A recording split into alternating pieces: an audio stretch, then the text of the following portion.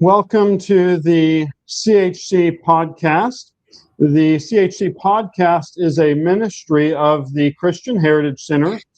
The Christian Heritage Center is a mission dedicated to honoring, preserving, and learning from the heritage of godly figures in the past to better serve the church today. We have a special podcast today. I have the privilege and the blessing of sitting down with Brother Thomas Harger today, and we're going to discuss his missionary work, and then we're also going to discuss some of the inspirations that the Lord has used to sustain him and encourage him in the work. I've gotten to know Thomas a bit over the last year, just online and through social media, and I've really been blessed and enjoyed building a relationship in that way. And so I'm eager to learn more about your work and to hear from you on some of these issues. So thank you for being here, brother. Hey, absolutely, man. I really appreciate it. Likewise, it's been awesome getting to know you and to learn a little bit more about CHC and, just to put it on the record, since it's officially recording now, your guys' conference on just kind of the Puritans, right? It was extremely edifying for me. I get a lot of encouragement from their works and their writings, the dedication that they had to God's word, and also just the standards upon which they built their lives is extremely encouraging.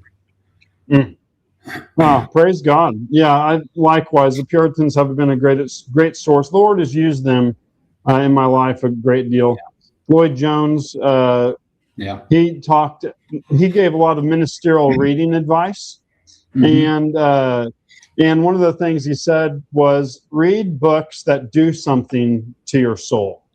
And the Puritans, they do something to your soul because God blesses their work and uses it. And so, we're very thankful for the men at the CHC and the group that the Lord has brought together.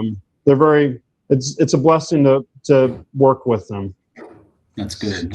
Thank you for that. Thomas, could you tell us a little bit about yourself? Introduce yourself. Tell us about your family, your ministry in Peru, how the Lord led you there. As much or as little, whatever you're comfortable sharing. Sure. That'd be great.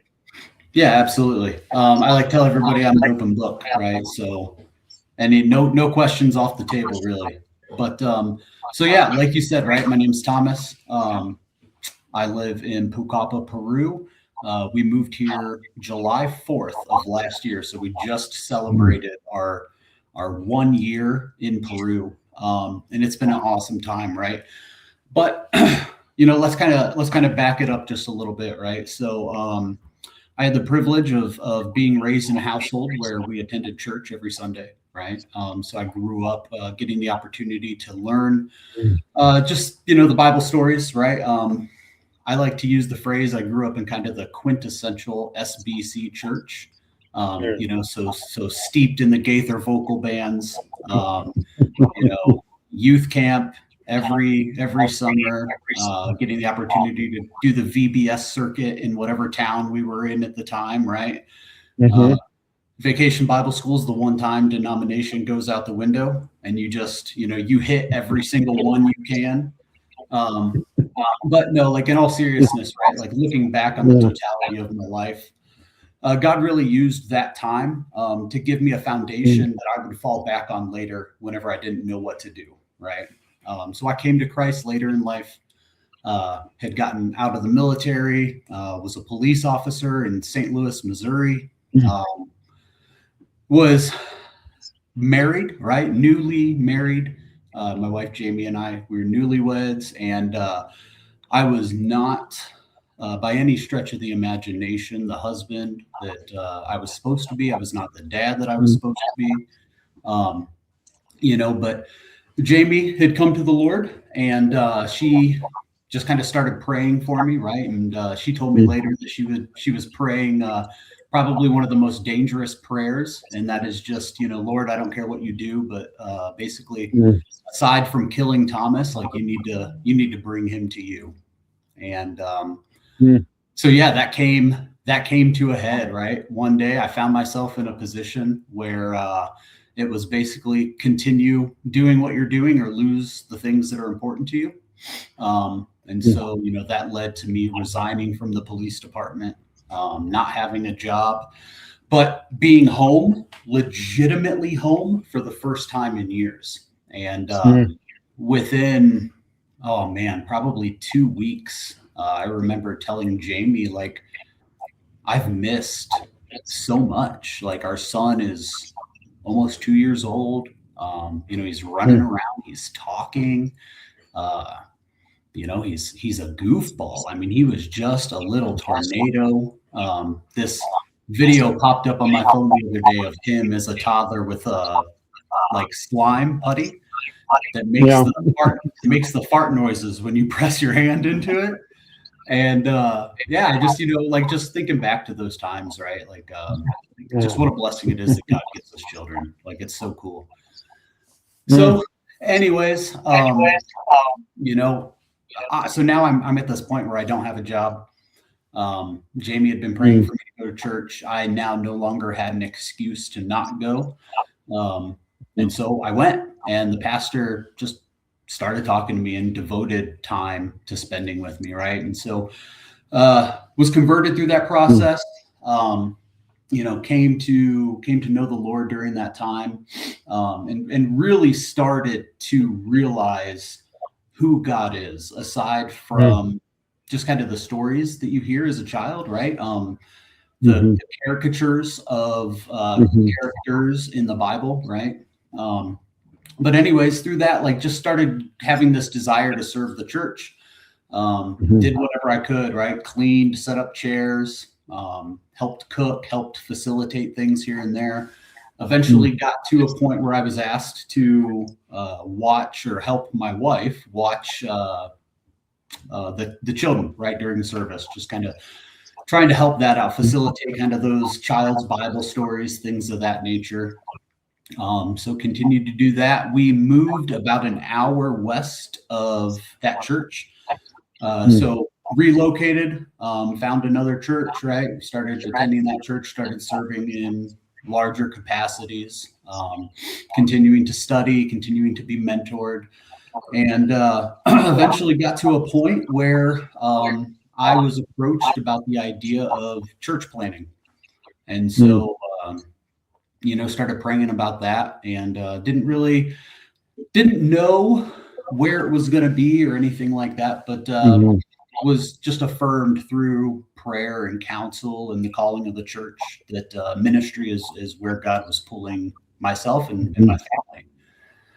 And so Jamie and we continued talking, praying separately, corporately, and eventually got to a point where, we were both in the military for almost 10 years, and just kind of came to this realization of, like, there's no way that God would have had us in all these situations where, we've learned self-discipline, how to live in austere environments, I'm not going to use the term blend into cultures, right? But how to maintain a resemblance of ourself while being in a different culture. And so really just international missions just made more sense. And so,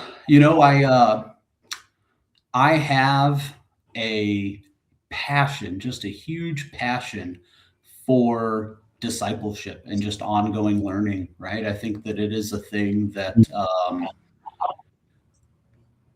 that the American church has just not put as a large priority for a long time.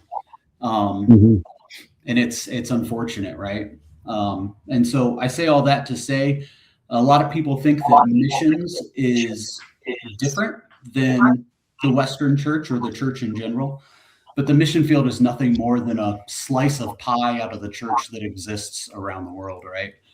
So talking to different missions organizations, talking to different missionaries, the thing that I found was oftentimes in church planting, right? A missionary goes, they live somewhere for an amount of time, a budding church starts to grow, and they leave, right?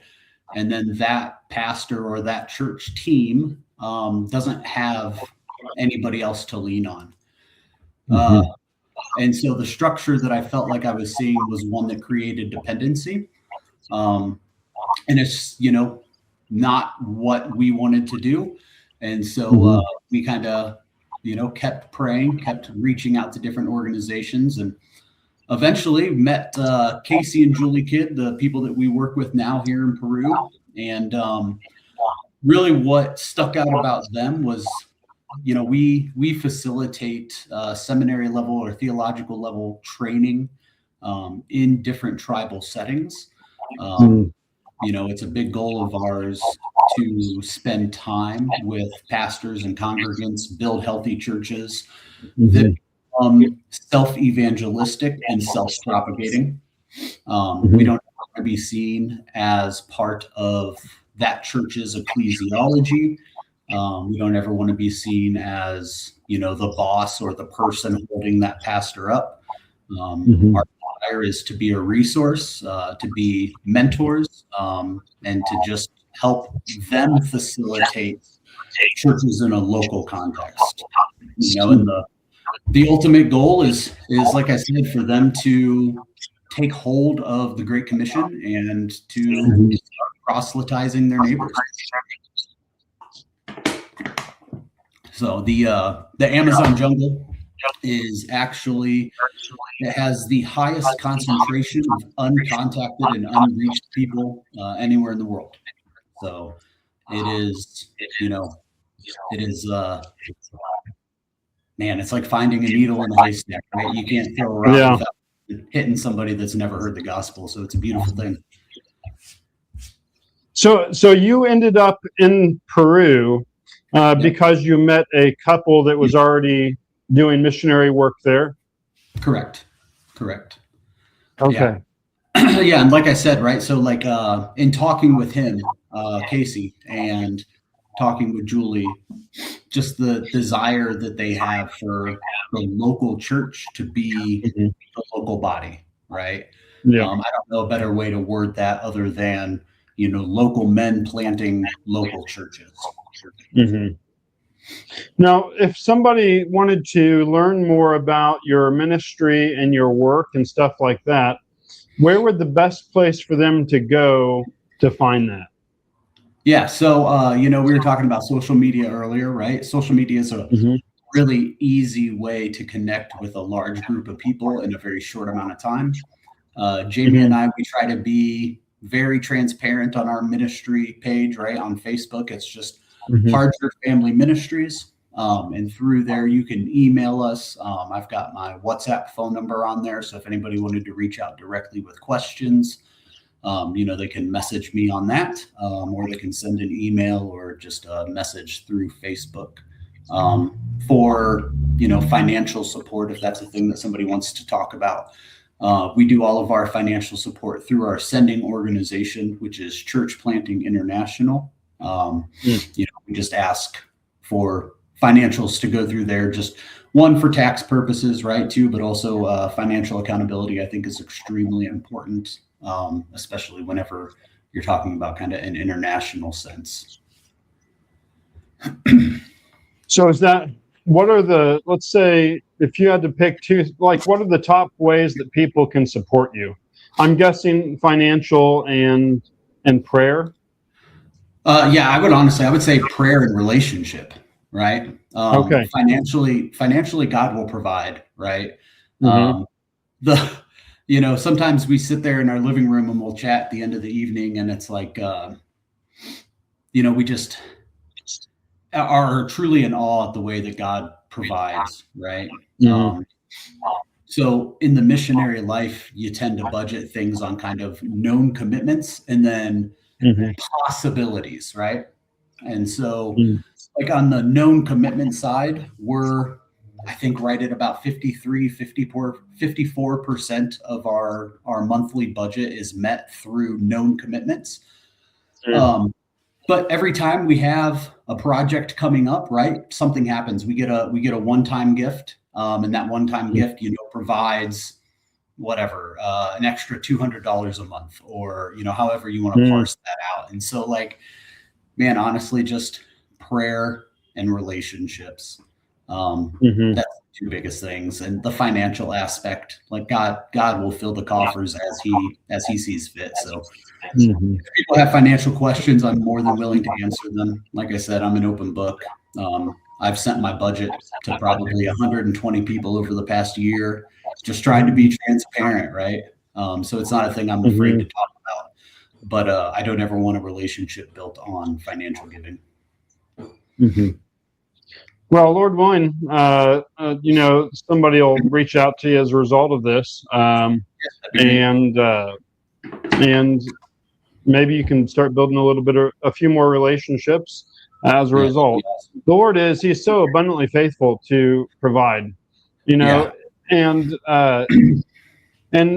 I forget so often, and I've learned so much, especially over the last year and a half or so with some of the things my wife has been working through, that the Lord provides for his people so often through his people. And it's incredible to see how the Lord provides. It's not always in the way we expect or we're looking for, but if we pray and watch, the Lord, he is so faithful to provide for his people. Yes, he is. He is so good. So what are some of the things the Lord has taught you on the mission field? I'm sure there's so many things.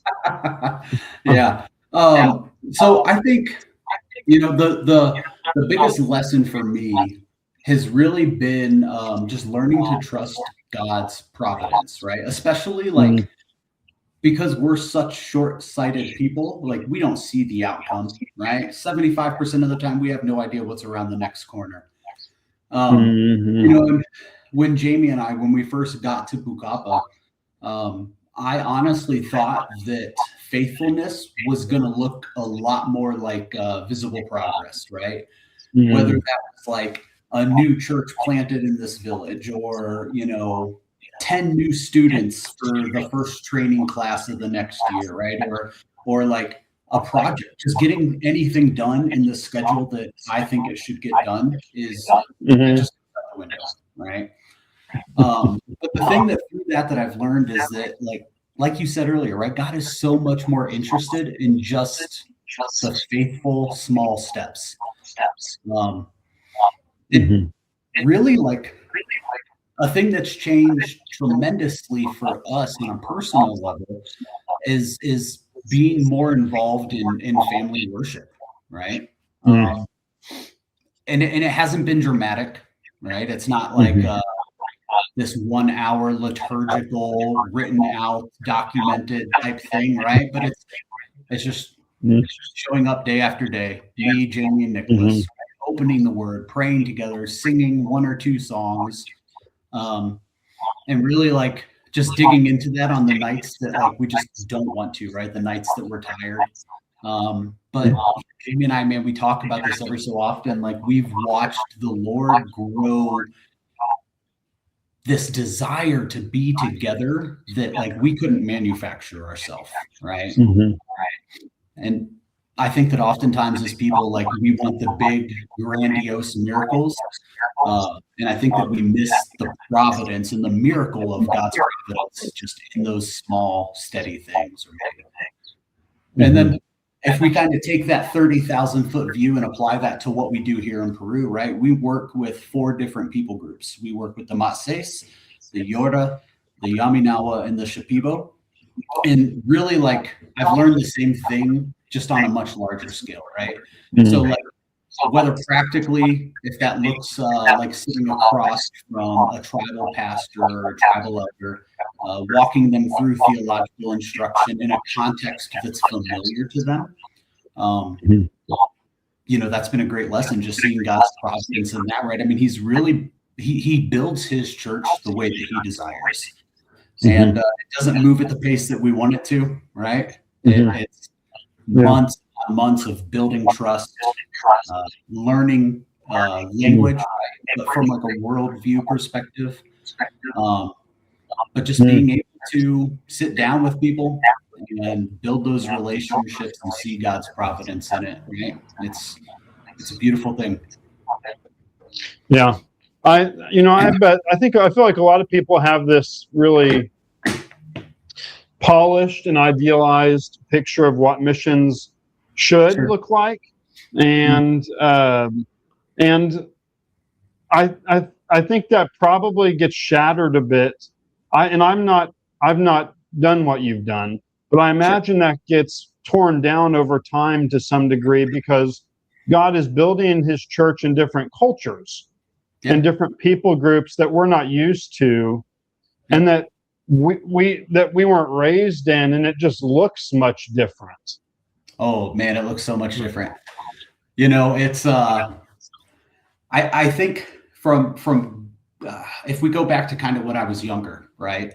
And you would have those missionaries that would come in, or even just Sunday school teachers, right? And like as a child or a young man, I almost like put those people on a pedestal, right? Like man, that guy that teaches on Sunday, like that guy's made it. Like he's at this pinnacle.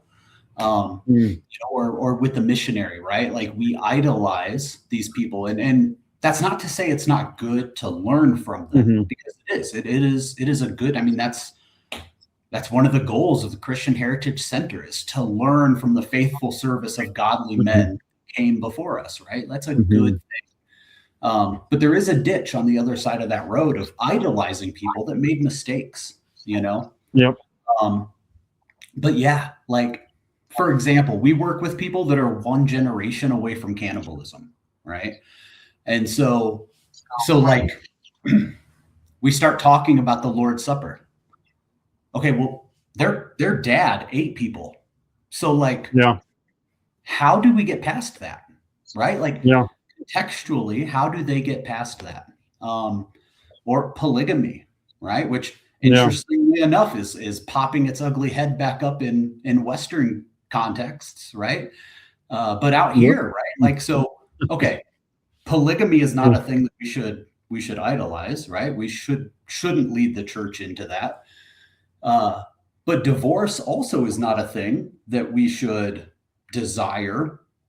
So for the guy that's a new convert that has 3 wives, what do we do? How do we counsel that? Yeah. So yeah, it's interesting. It's good. It's a good thing to I bet that it works so much charity into your heart. I mean, because I just know in years past, the Lord has really worked in my life over the last however many years he's given me a much bigger evangelical heart. And a lot of that has to do with the fact of just studying historical figures and just people I've fallen in love with throughout the ages. The majority of them, a lot of them were like that. They had a big, beating evangelical heart. And one of the things the Lord has worked out of me to a large degree is just being dogmatic and harsh with regards to insignificant things that don't matter. Oh yeah. I mean, I'm not saying they don't matter, but they're fairly insignificant on the scale of what the gospel is, what is essential, and they can look different. So I'm sure that much of this work is really, really sanctifying. Oh my gosh, so much. It's Mike Winger, he's got a video that I saw. It was like a 30-second clip. It was a couple months ago. But I really appreciated the sentiment or the heart that he was saying, right? And he was talking about, secondary issues. And one of the things that he said was, we should never, and I'm going to butcher this, so I hope he doesn't watch this, but basically the heart of what I doubt he will. The heart of what he was saying is it really just came down to we shouldn't trivialize secondary issues, right? Because they are important. I mean, Christ himself talked about secondary issues often. And so it's good to have those convictions. It's good to have those conversations, but we have to keep the main thing, That's right. And there is truth in together for the gospel, right? We should be willing to evangelize with Mm-hmm. like-minded believers. Mm-hmm. Simultaneously, that doesn't mean that the gospel is the only thing that's important, but it can be a hard line to walk for sure. Mm-hmm. For Oh sure. yeah, I can imagine. And it is just in daily life and working with other churches and ministers and so forth. But the Lord helps us in all of those things. Mhm. Yeah, I mean, I feel like a lot of the stuff you're talking about, it's really in many ways, it's much more similar to issues that the early church itself was dealing with. Yeah. Cannibalism. Yeah. I mean, the first century culture, there's even writings in the early church about people thinking that the church was cannibalistic, Yeah. and some of these prevalent views that took place. Yeah, I'm sure it's very sanctifying. What is the hardest thing? What would the hardest thing about missionary work be? And it may be surprising to me. Yeah. So, man, that's a good question. I think that the hardest thing is learning how to say no, right? Mm, Um, you move to another country, and you move to a country that, for instance, like Peru, right, economically kind of unstable. Um, mhm, it's less expensive in some ways, more expensive than others. But there's this idea that um, I just have, gold coins to pass out on the street corner to everybody mm, that asks. Uh, and it's hard because there's a desire to help. Like I see somebody that's sick, right? Especially if if it's somebody that I know or a family member of somebody that I work with, and you have the desire to help. Like you want to move mountains to help this person out. yeah. But it's just not always realistic, right? Mhm, Or I mean, get away from the financial aspect and just mm, uh, saying no to teaching commitments, right? Like mm, that's really hard for me because I love teaching, right? I love mhm, digging into God's word. I love building relationships with people, gospel centric relationships. And there's so much crazy teaching in the jungle. mhm, mhm, It's for whatever reason, prosperity gospel mm, and hardcore Pentecostal teachers, mm, uh, they just spread like wildfire. And so ah, the jungle is very legalistic. Um, mm, and so the hardest thing the two hardest things are saying no financially, and then also saying no to opportunities to teach. Not every opportunity that opens, right? Not every door that opens is a door that we need to walk through. mhm, I firmly believe that some things are put in our path as a distraction, mhm, and I think that it's important to step back and to ask, like, is this meeting the goal that I'm here to do? mhm.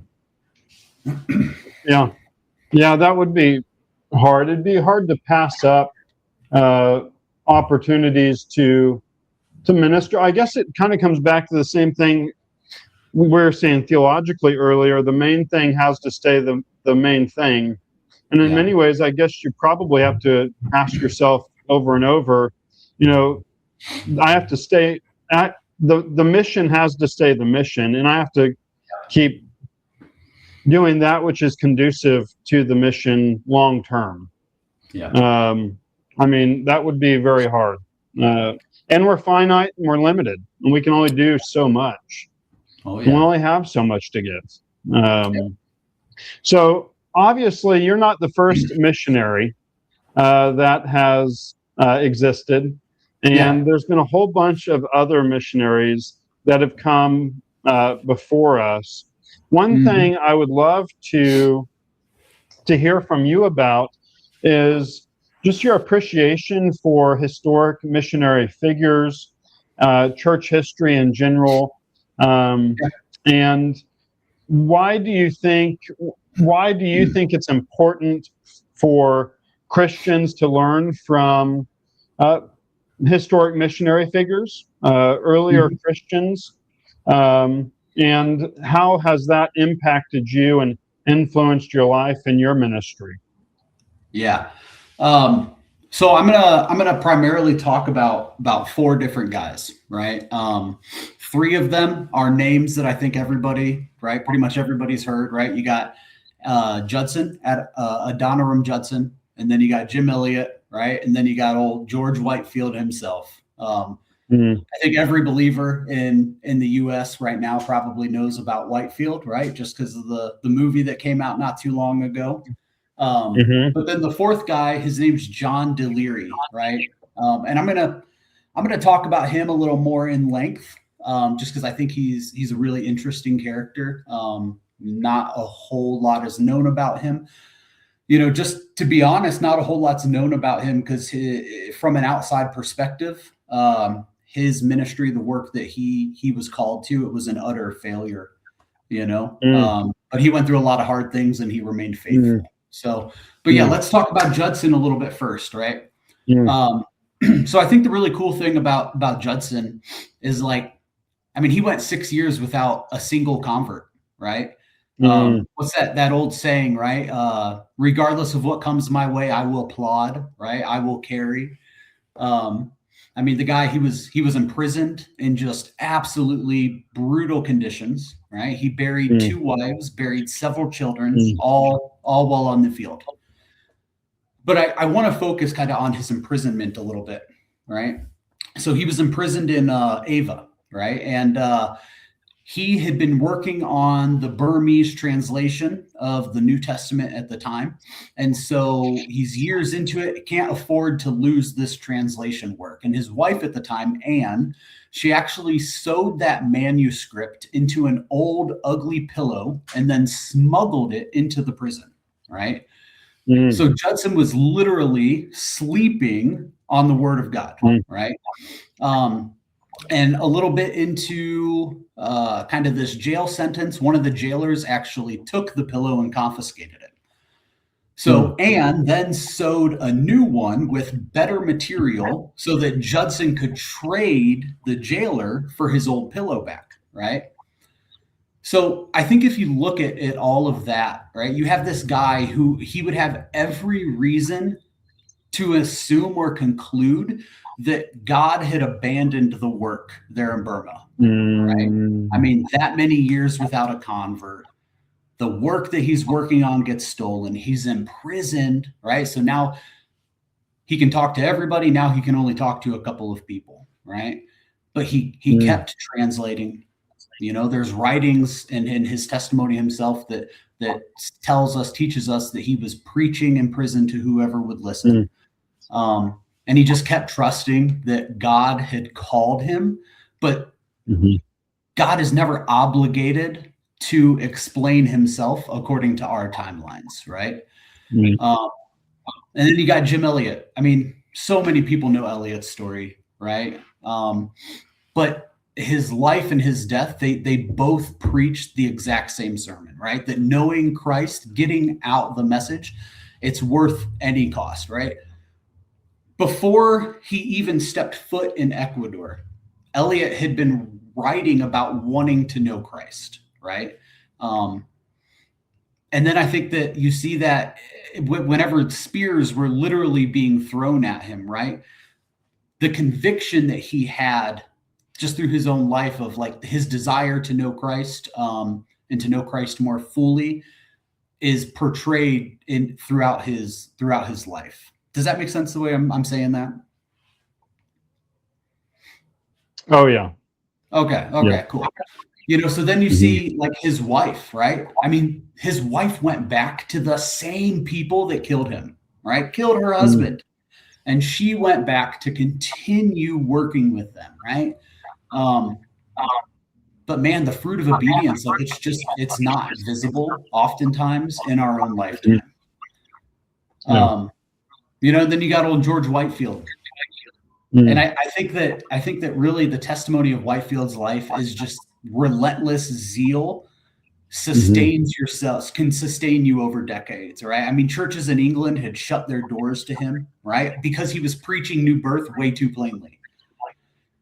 He didn't quiet down, right? He then went to the coal miners in Kingswood who never set foot in a church, and he preached to them in open fields, right? And I think you had an interview with a guy about Whitefield not too long ago. And one of the things that really has stuck out with me about Whitefield is that he talks about when he's preaching to these coal miners, how he can see the tears cutting white lines down their blackened faces, right? And for me, like the vivid imagery of that, it really sticks with me. We work in contexts where, like I was saying earlier, like the gospel's only one generation into existence in some of these places, and so it's real. It's easy in America, where there's almost every single state, almost every city has a couple of churches in most city blocks. Like, it's easy to forget that there are millions, if not billions, of people that have never heard the gospel. Even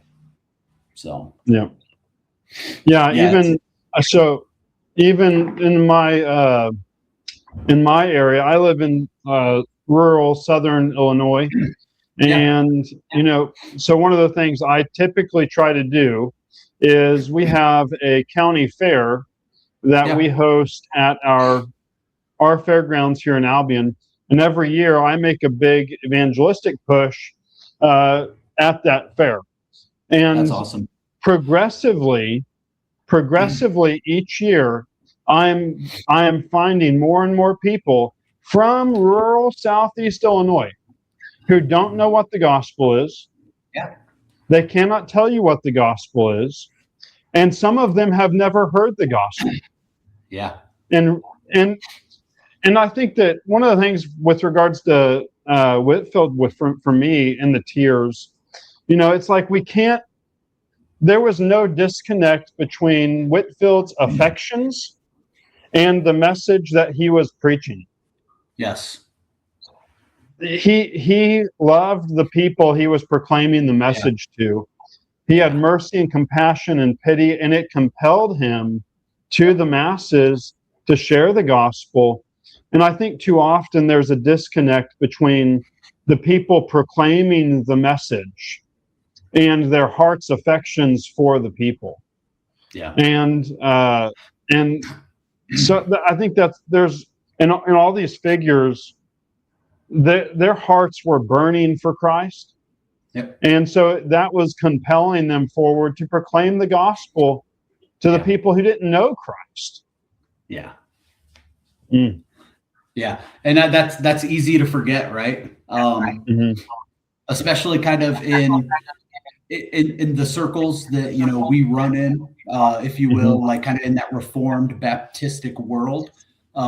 Outside of that world, you look in, right, and it's people that don't understand the doctrines of grace, if you will, right? There's always that question of, well, if you believe in ultimate election, or ultimately, if you believe in election, what's the point, right?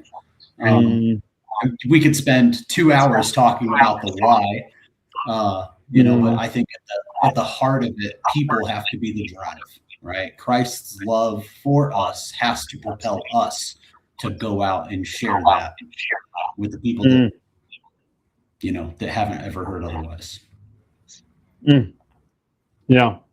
So those three have played a significant role in shaping you. And then you had mentioned one more, a French gentleman. I'll let you say his name. So I'm not a scholar by any means. So if there is somebody who has studied the life of Jean de Léry, and I butcher his name, please just forgive me off the jump. But man, Léry, he's an interesting character, right? So he was a French Huguenot pastor. He was born in Burgundy, and then he was actually trained under Calvin's influence in Geneva. So he was part of Calvin's company of pastors, right? So in 1556, he was one of 14 missionaries who was sent to Brazil after a guy named Villagagnon requested reformed ministers to help establish a Protestant colony near what is now Rio de Janeiro, right? And the whole point of this, it was supposed to be a foothold for the gospel in, for them, what was considered the New World, right? Like I said earlier, like from the onset, like this plan, this idea they had of what they were going to do, like it really, it just fell apart. Villagagnon, the guy who had invited them, he turned out to be theologically unstable. The colony fractured. And Jean de Léry himself actually ended up living for a little over 2 months among a group of people called the Tupinamba. So these people, their language and their customs were extremely foreign to anything that 16th century Frenchmen, right, would have understood.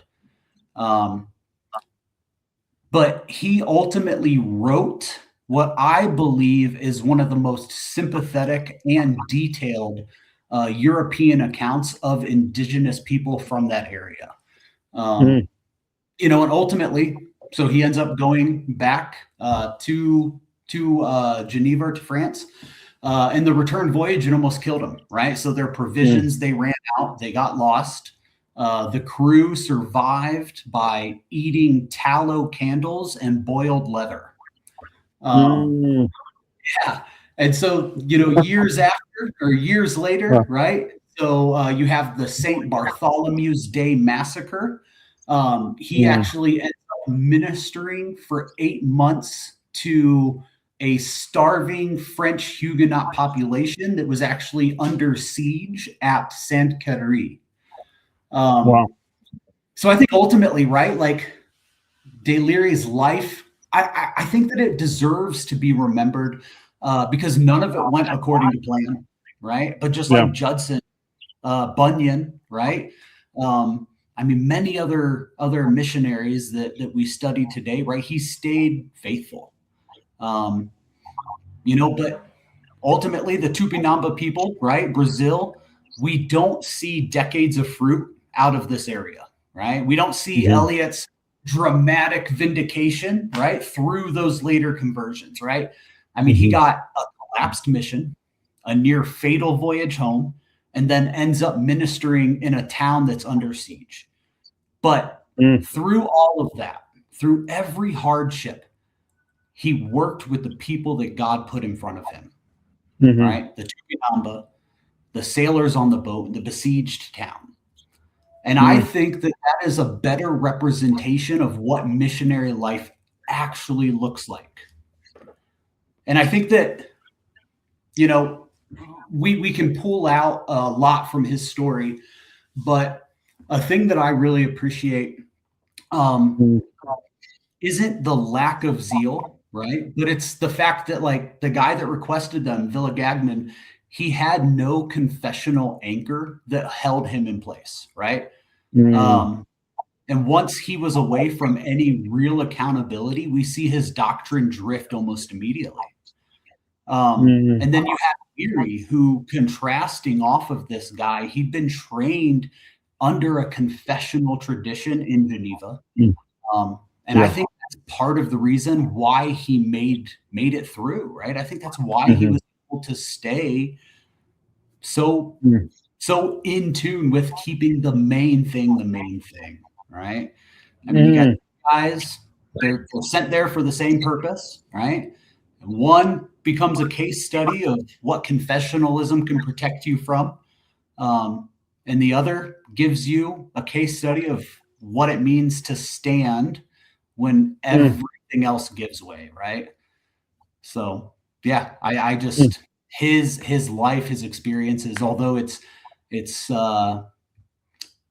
not a thing that as humans, in our fallible nature, if you will, we don't look back and go, man, did you see Jean de Léry's numbers? Those were pretty awesome, but his faithfulness, it's just awe-inspiring. It almost sounds like he provides a more normative template for what typical missionary work looks like, and what it should look like. Yeah. Yeah, I definitely think so. It's easy to get caught in the mass conversion stories, right? It's easy to get caught in the hype, if you will, that comes in the missions world. I think that one of the most dangerous things we can do. You talked a little bit earlier about kind of a lot of church culture. We've kind of romanticized what missions is, and just if anything, I think can be taken away from these four guys in general, it would be that at the end of the day, missions is solely and should be solely focused on the proclamation of the gospel.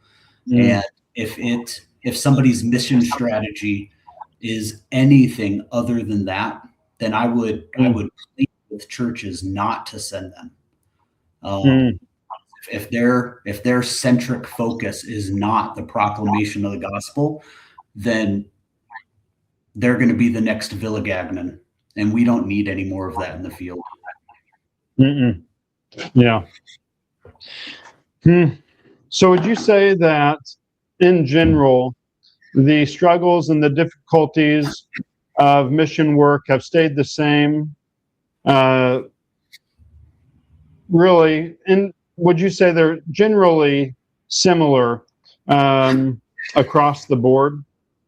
Yeah, I mean, I think fundamentally, absolutely, right? Obviously, like the particulars have changed. The dynamics of how you get places is different. But the core struggles are the same one that every single one of these guys faced, right? You got isolation, temptation to measure success with visible results. All of those pragmatic things, if you will, that we tend to drag into strategy meetings. Trusting your own timeline, not trusting God's timeline. So I don't think that the struggles have changed all that much. I just think that the scenery is a little bit different. So I'm preaching through Hebrews 11 right now, and Hebrews 11:28 is what I'm preaching on this Lord's Day, and it's talking about Moses and his faith in that he kept the Passover and the sprinkling of the blood so that they would not be touched by the destroyer. And so in that text, one of the reasons, some people would say that Moses, his actions in keeping the Passover were by faith because he was looking through the Passover to Christ. And that's certainly true. Biblically, we see that. But I think in particular in that text, the reason that Moses' faith is commended primarily is because he was acting solely and completely based upon God's word and God's command, not having evidence and proof of the outcome. And so it's like, so what you're saying is people need to, the struggle's always been the same. Mission by faith. And faith is based on and according to the word of God, not based on visible results, not based on even those future things that God has promised from his word, but faithfulness and obedience to what God has revealed. Yes, tremendously, right? It is, man, it is so easy to manufacture emotions, right? I mean, pulpits all across the country are filled with men that can manufacture emotions, right? Mhm. But yeah, ultimately, like the thing that matters is just that next faithful step. Mhm. I find Hebrews 11 so encouraging. Mm. Just kind of touch upon what you're talking about there.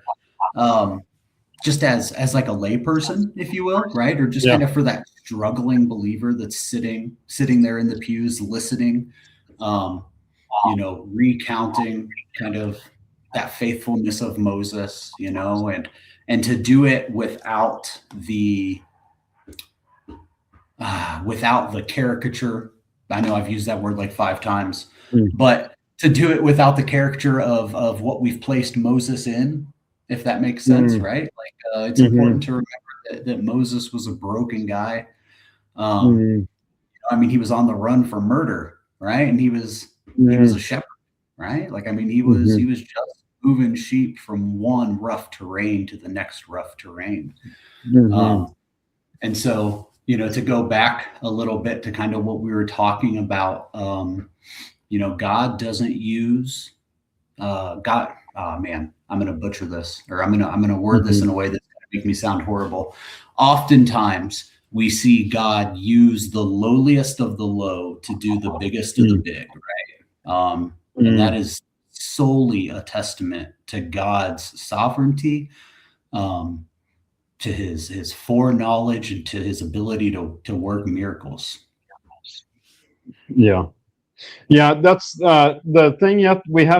The thing we have to be careful for with the Christian Heritage Center, and the thing we're always. My friend Tim Hopt, Yeah. he has said several times, with regards to people's lives, we have. So this isn't original with me. That's why I say it. We have to take the balls along with the strikes, Yes. and we want to recognize what they've done well and how the Lord has used them, their successes, their victories, the fruit, the blessings. But we're missing out, and we're doing God and His glory a disservice if we don't learn from their mistakes and their failures as well. Because Yeah. if we fall into hagiography and worshiping these men of old, um, and these saints that God has used throughout the past, these men and women who are faithful, uh, Mm-hmm. if we fall into that, we ultimately end up whitewashing the righteousness of Christ Yeah. and the Tremendous. importance of faith. Yeah. So we have to take the balls along with the strikes in their lives. So if you had to, for somebody listening, and you wanted to, they said, hey, uh, you know, what would you recommend with regards to Christian books and biographies or historical figures? Yeah. What would you recommend? How would you answer them? Oh man. So this question, it reminds me of Spurgeon whenever he would say, "Live in the Bible, but visit other books." Right. Yeah. Um, I Yeah. I love to read, and biographies for me are probably some of the hardest things to read. Mm-hmm. So whenever I was looking through this question, and just kind of sorting through how I wanted to answer it, I actually picked 4. I know you asked for 3, but I'm going to give you 4. I know, right? I'm a rebel still to this day, regardless of all the sanctification. I do what my flesh desires. So the first one, not a missionary, but I would highly, highly recommend Arnold Dollimore's biography on Charles Spurgeon. I think it is fantastic, and I know that there's a lot more modern writings about biography or about Spurgeon that are out there. But I think Dollimore's is probably one of the most comprehensive and really, really touches upon the love for people that Spurgeon had. I would also highly recommend a book by Courtney Anderson. It's Anderson's biography on Judson. It's called To the Golden Shore. it really, really hones in on kind of those years where we don't see a lot of fruit, if you will, right? So it doesn't rush past those first 6 years. It doesn't rush past the imprisonment just to get to the exciting stuff at the end. It really focuses in on that. And then I would also recommend Elizabeth Elliot's accounts of Jim Elliot's life and the Operation Aka mission, right? So you got Through Gates of Splendor and Shadow of the Almighty.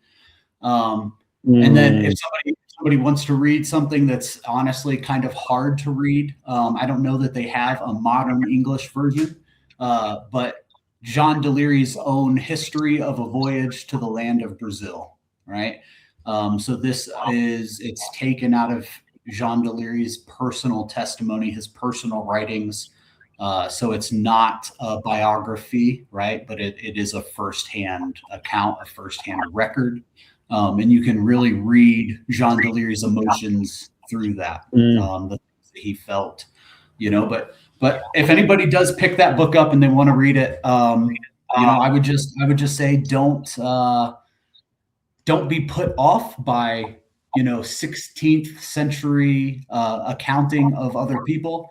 So when he calls the Tupinamba, calls them a wild group of savages, just understand that was the reality for him at the time. So, yeah. Now, can they just find that online, brother? Yeah. Yep, they can. Okay.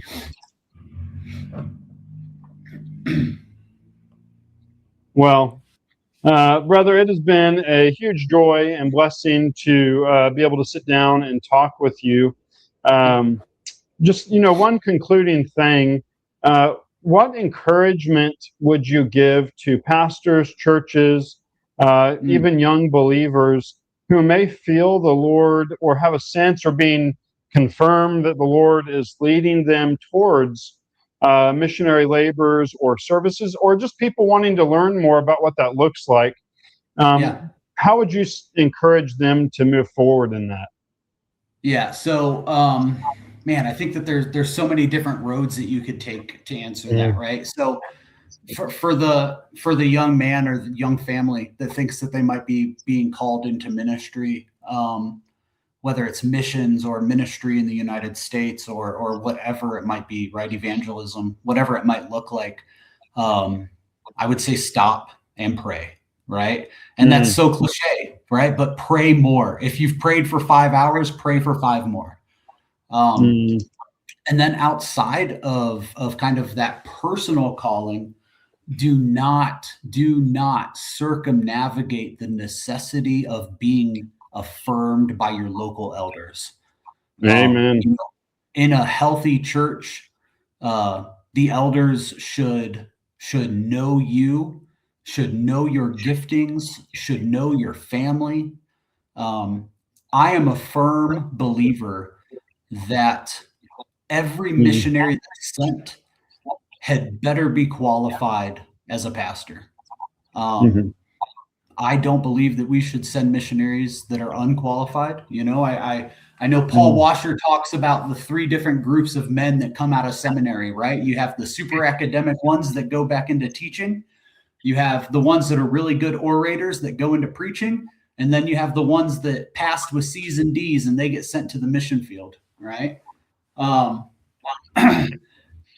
the fact of the matter is like the theologically, like we need theologically astute men to come out here because the next Spurgeon could be in some village in the middle of the Amazon, right? We can't go. And so I think right, you have the importance of being affirmed by the local church. There's not a single model throughout the entirety of Scripture where a person was sent without the backing of the local church. So I think that matters, right? If it's the model that we're given in Scripture, then I think it's the model that we should carry today. And I think for the churches, if I could just say, like, for pastors or elders or congregants that might be watching this, right? They're the ones that make all of this possible, right? But I would also just kind of push a little bit and say that, like, missions, it can't be just a line item in your budget, right? I think that churches need to know the name of the missionaries that they're supporting. Yeah. I think that they need to know their family. I think that they need to know what that missionary is walking through. Way more intimately than just the monthly or quarterly newsletter. You know, I am blessed with a pastor, Stan Gibson of Pacific Baptist Church, who he asks me hard questions, right? And then he actually forces me to answer them. You know, and not just the, so tell me how things are going, right? But no, like Thomas, like, sexual temptation, where you at, man? Like, let's talk about this, right? Where you at on like theological drift? Do we need to have any concerns there, right? Things of that nature. I mean, he has been just such a blessing to myself personally, but he talks to my wife as well, which I think is a thing that is so overlooked in the missions world, right? Like, a lot of churches would sit there and they'd be like, no, we know our missionary. We know what he's going through, right? But, like, when was the last time the pastor or an elder or whomever, when was the last time they talked to the wife, right? When was the last time they talked with their children, right? Is that guy that you sent out into the mission field, is he still being faithful and leading his family, right? How's that marriage doing? Like, it is, I mean, man, I'm beating a dead horse. You know, the stresses of ministry life. Anybody that's in ministry knows the stresses of that. You know, and ultimately, I mean, a missions board, they can fund a man or a work, but man, missionaries need pastors. You know, we need our souls to be fed as well. Man, that's all of that is just great, priceless wisdom. I'm reminded of Paul when he would return and report back to churches, and he'd spend days there and time there, and also the end of his epistles, the communication and the affectionate regard and the interaction. He had real relationships with those folks. He knew lots of people by name. He had an affectionate and mutual love with them, and he was reaching out to them. He was blessing them. He was, you know, I mean, so much wisdom there. So, brother, thank you so much for your time, for your ministry labors, and for your faithfulness. So, any concluding words before we close up? Nope. Anything smart that I could say has been tapped out for the day. So, me too. Well, folks, thank you so much for watching this, and until next time, friends. As always, let's continue to honor, preserve, and learn from the heritage of godly figures from the past to better serve the church today. Thank you so much, and blessings.